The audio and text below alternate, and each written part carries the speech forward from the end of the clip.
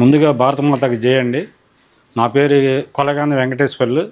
నేను ఇండియన్ ఆర్మీలో 20 ఏళ్ళు సర్వీస్ చేసి రిటైర్డ్ అయ్యి వచ్చాను. నేను శ్రీలంకలో ఉన్నాను సార్ 88లో. తర్వాత కార్గిల్ యుద్ధంలో ఉన్నాను. నా అభిప్రాయం ఒకే ఒకటే, మనం ఫస్ట్ టైం ఒకసారి మిస్ చేసుకున్నాం. కార్గిల్ ఉన్నప్పుడు పీఓకి ఆక్రమించుకోవాలని ఐడియా వచ్చింది, కానీ దగ్గర వెళ్ళి వెనక్కి వచ్చాము. ఈసారి మాత్రం తప్పకుండా కొట్టాలి, పీఓకి ఆక్యుపైడ్ చేసుకోవాలి. అసలు ఇప్పుడు ప్రజెంట్ ఉన్న మన ఇండియన్ ఆర్మీ కానీ, ఎయిర్ ఫోర్స్ కానీ, నావీ కానీ చాలా బాగా పనిచేస్తున్నాయి. ఎందుకంటే మొన్న అక్కడ తెహల్గాంలో జరిగిన దాడిలో వాళ్ళు బట్టలు తీసి మరి చూసి మరి చంపారు. రక్తం మరిగిపోతుంది. నేను కూడా ఎప్పుడో వెళ్ళాలని చెప్పి ఎదురు చూస్తున్నాను, కసిగా ఉన్నాను. తప్పకుండా మనం పీఓగా మాత్రం ఆక్యుపైడ్ చేసుకోవాలి. వాళ్ళంతా పగలబాల ఏమీ లేదు, వాళ్ళు పిరిగి ఎదవలు సాటుగా కొడుతుంది తప్పితే ఎదురుకుండా కొట్టే దమ్ము ధైర్యం లేదు. వాళ్ళు ఆడవాళ్ళకి ఏదైతే వార్నింగ్ ఇచ్చారో అదే లేడీస్తో ఇప్పుడు ఏంటి ఉమేష్ సింగ్ మేడం కానీ ఇంకొక కర్నల్ ఉన్నారు, వాళ్ళు ఎలా కొడుతున్నారో వాళ్ళకి సిగ్గొచ్చేటట్టుగా చేశాడు మోడీ గారు. ఇప్పుడు మనం మోడీ గారి గవర్నమెంట్లో చాలా గర్వపడుతున్నాను. ఒక సైనికుడిగా, ఒక మాజీ సైనికుడిగా చాలా గర్వపడుతున్నాను. ఎప్పుడు పిలిపి వచ్చిద్దా, ఎప్పుడు వెళ్దాం అని రెడీగా ఉన్నాను. కానీ ఈ అవకాశం మళ్ళీ మనకు రాదు.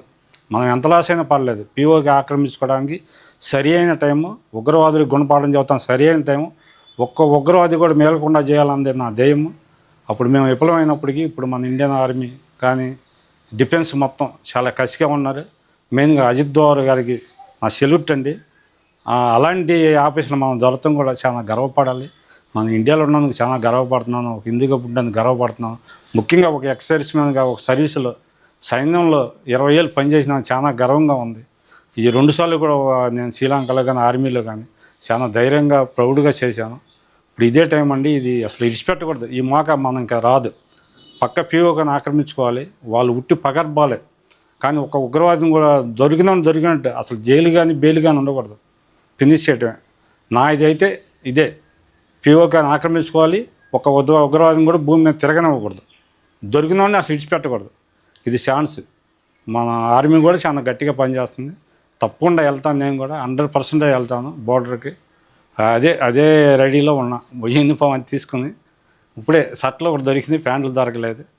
పైగా చూస్తాను, ఎప్పుడు పిలుపు వచ్చినా రాకపోయినా నా పనే నేను తప్పకుండా చేస్తాను. ఇప్పుడు మన ఇండియన్ ఆర్మీ చేసేదాన్ని చాలా గర్వంగా ఒక సైనికుడు అయినందుకు మా కుటుంబం, మా మిస్సెస్ కూడా నాకన్నా ఎక్కువ, ఇంకా అయ్యే న్యూస్ చూస్తాం. మా పిల్లలు కానీ నేను కానీ చాలా ప్రౌడ్గా ఉంది ఇప్పుడు మన ఆర్మీ చేసేదానికి.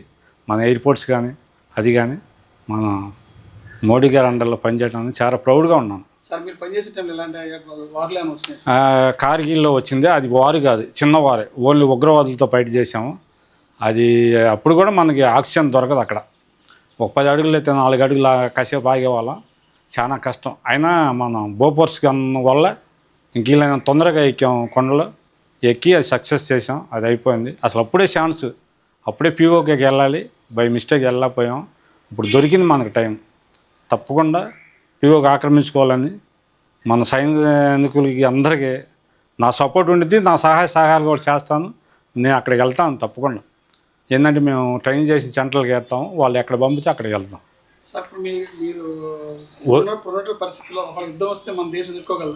తప్పకుండా 100%. అసలు ఆ ఆలోచన రాకూడదు. మనం ఎదుర్కోరేమో అన్నదా అంటూ అసలు ఏం లేదు. చైనా వచ్చినప్పుడు టర్కీ ఒకటి వెపన్స్ పంపిస్తున్నాను వింటున్నాను. అలాంటి టర్కీలు 100 మంది పంపించినా కూడా మనకు ఆ శక్తి ఉంది, ఆ దమ్ము ఉంది, గుండె ధైర్యం ఉంది. మెయిన్ ఒక ప్రతి సైనికు కూడా కావాల్సింది గుండె ధైర్యం. ఆ గుండె ధైర్యం ఏదైనా చేయొచ్చు. పిరికి పందరు వెనక నుంచి 10 మందిని చంపచ్చు, ఎదురుగా ఒకరిని చంపుతాం గొప్ప, అంతే కదండి. వెనక నుంచి 10 మందిని చంపచ్చు, ఆడు ఎదురుగా రా, ఫేస్ టు ఫేస్, అప్పుడు ఆడు మగాడు. అంతేగాని ఎక్కడి నుంచో బాంబులు వేసి చంపి ఎప్పటి వరకు మన ఇండియన్ ఆర్మీ ముందుకెళ్ళి వాళ్ళని ఆక్రమించుకుంది అప్పటి వరకు వాళ్ళు డౌన్ అవరు. ఈ ఎయిర్ అటాకులన్నీ అది మామూలే. కానీ మన వాళ్ళు బాగా హీరోచితంగా చేస్తున్నారు. మన తప్పైతే ఏం లేదు, మనం ఉగ్రవాదులను చంపాం 100%. అది వాళ్ళే మన మీదకి వచ్చారు. కానీ ఎంతవరకు ఇది చూద్దాం. ఇందులో ఎన్ని దేశాలు లేకపోయినా మనం చేసేది ఏం లేదు. మనం దమ్మున్న మొగాలం అంతే. చూశారుగా మన లేడీస్ కూడా ఎలా ఫైట్ చేస్తున్నారు. కురేషి గారు ఉమేష్ సింగ్ గారు ఎలా చేస్తున్నారు. వాళ్ళ తాత ఆర్మీ, వాళ్ళ నాన్న కూడా ఆర్మీ ఆఫీసర్ ఏమంట. ఆమెకి ఎస్ఎస్ నుంచి ఫుల్ సర్వీస్ చేశారు. ఫైట్ చేసి పోరాడి ఫుల్ సర్వీస్ అయ్యారు. అలాంటి వాళ్ళని ఉండటం కూడా మనం గర్వంగా ఉంది. తప్పకుండా ఇదే అవకాశం మనకు. మనం భయపడాల్సిన అవసరమే లేదు. అణుబాంబులు అని పగర్బాలే, వాడు ఏం చేయలేడు, ఏం వేయలేడు. వాడు ఒక బాంబు అయితే ఏదో మనం కొంత లాస్ అవుతాం, మనం ఒక బాంబు అయితే పాకిస్తాన్ తుడిచిపెట్టిపోతుంది. అంతేనండి. వాడు అసలు ఆ భయం లేదు, అసలు వెనకాడికి వేయక్కల, అసలు వెనక చూడక్కర్లేదు. జరిగేది జరిగిద్ది, మన పని మనం ముందుకెళ్తాం. అది నా అభిప్రాయం. నేను 84లో వెళ్ళానండి ఇండియన్ ఆర్మీలోకి. 84 27 జూలై 27 వెళ్ళాను. 2003 ఆగస్టులో బయటకు వచ్చాను. ఈ 22 ఇయర్స్ అయింది నేను వచ్చి. నా ఆవులదారు చేసి రిటైర్డ్ అయ్యాను. మళ్ళీ నేను ఇప్పుడు రెడీగా ఉన్నా. మరి దానికి ఏం చేయాలి, అది మనం అప్లికేషన్ పెట్టాలా, లేకపోతే ఏంటంటే వయసు కొంచెం ఎక్కువ, కానీ నాకు ఎలాంటి ఆరోగ్య సమస్యలు లేవు.